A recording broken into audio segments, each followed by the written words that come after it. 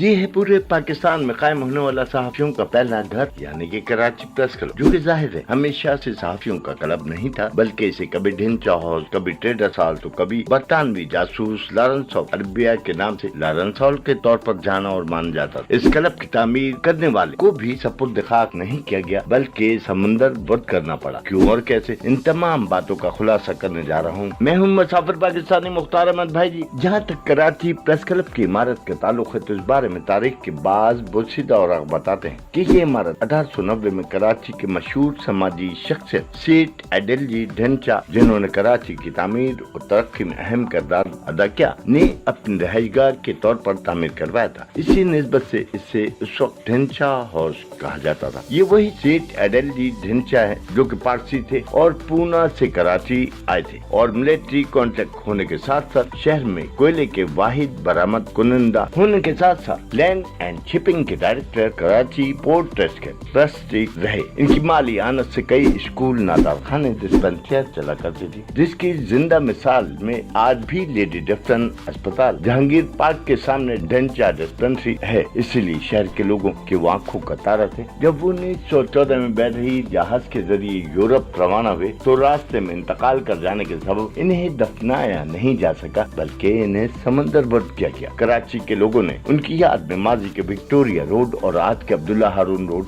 पर फवारा चौक की जगह इनका एक मुजस्समा नस्ब कराया, जो कि आज भी मोहटा पैलेस में बतौर यादगार मौजूद है। इस वक्त इनके नाम से कस्टम हाउस और कमर हाउस के दरमियान वाली सड़क को उनके ही नाम से जाना और माना जाता है और एनएडी यूनिवर्सिटी, जो कि इनके साहिबजादे नादिर शाह एडलजी ढेंचा के नाम से मौसूब है, को किसी तौर पर भुलाया नहीं जा सकता।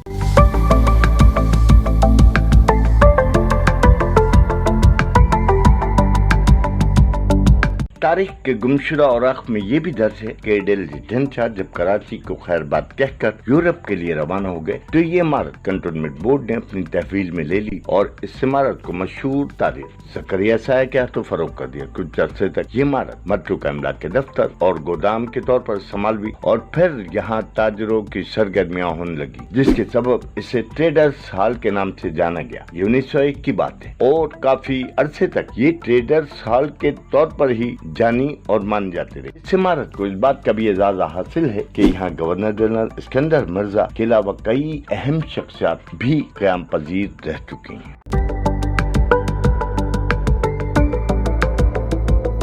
1928 तक कराची की आबादी जब 2,63,000 तक पहुंच चुकी थी और अंग्रेजों के कमिश्नरी निजाम के तहत सिंध के उस वक्त के कमिश्नर मिस्टर होटसन वाल्टर हुआ करते थे। उसी दौर में मुसद्दका शवाहिद के मुताबिक सल्तनत उस्मानिया को टुकड़े टुकड़े करने वाला बरतानवी जासूस टी.ई. लॉरेंस, जो कि कभी मुसलमान और कभी हिंदू ब्राह्मण बनकर साजिशें करता था, कराची पहुंचा, जिसका कराची पहुंचने पर कमिश्नर सिंध ने पुरतपाक इस्तकबाल किया, जिसके बाद टी लॉरेंस अलमारूफ लॉरेंस ऑफ अरेबिया ने न सिर्फ कराची शहर में मलिक छावनी समेत दीगर इलाकों में मुख्तसर काम किया, बल्कि शवाहिद की रोशनी में ये भी साबित है कि वो कराची प्रेस क्लब में भी काफी अरसे मुक़िम रहा, जहाँ वो क्लब की ऊपरी मंजिल की छत, जो कि उस वक्त लकड़ी के तख्तों की थी, बैठकर टाइपराइटर पर न सिर्फ साजिशी खतूत लिखकर बरतानवी अफवाज के अफसरान को भेजता, बल्कि अपनी आखिरी किताब 7 पिलर ऑफ विज़डम भी उसने यही मुकम्मल की। लॉरेंस ऑफ अरेबिया के हवाले से ये भी कहा जाता है कि बाकायदगी से न सिर्फ यहाँ बैठकर अपने मिशन की तकमील में लगा रहा, बल्कि कुछ ही फासले पर कायम यहूदी फ्री मिशन के दफ्तर होप लॉज में भी न सिर्फ मीटिंगें बल्कि साजिशें,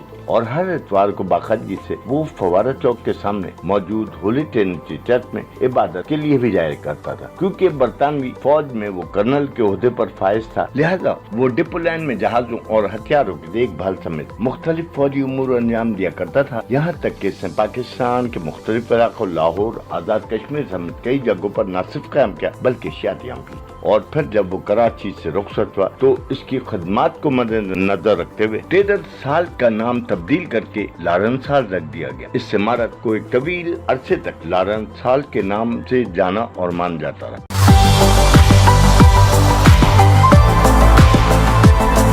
اب جہاں تک کراچی پریس کلب کی بات ہے تو کچھ صحافیوں نے سب سے پہلے آئی چنڈی گڑھ روڈ پر اسلم ریسٹورنٹ کے سامنے ایک عمارت کے ایک فلور 110 روپے ماہوار کرائے پر لے کر کلب قائم کیا۔ پھر 1958 میں جنرل اعظم خان نے صحافیوں کو اس عمارت کی پیشکش کی، جسے اس وقت کے زیر صحافیوں نے فوری طور پر قبول کر لیا، جس کے بعد 6 دسمبر 1958 کو اس وقت کے وفاقی وزیر اطلاعات نے باقاعدہ طور پر کراچی پریس کلب کا افتتاح کیا۔ شروع میں یہ کراچی پریس بلڈنگ کہلائی، پھر دھیرے دھیرے یہ کراچی پریس کلب بن گیا، جس کے بعد یہاں سے مختلف جمہوری تحریکوں نے جنم لیا اور جنرل ضیاء الحق کے خلاف MRD کی تحریک یعنی کہ MRD اس کے اوپری منزل پر قائم کمیٹی روم میں نہ صرف قائم ہوئی بلکہ باقاعدہ طور پر جمہوری جدوجہد کا آغاز کیا گیا۔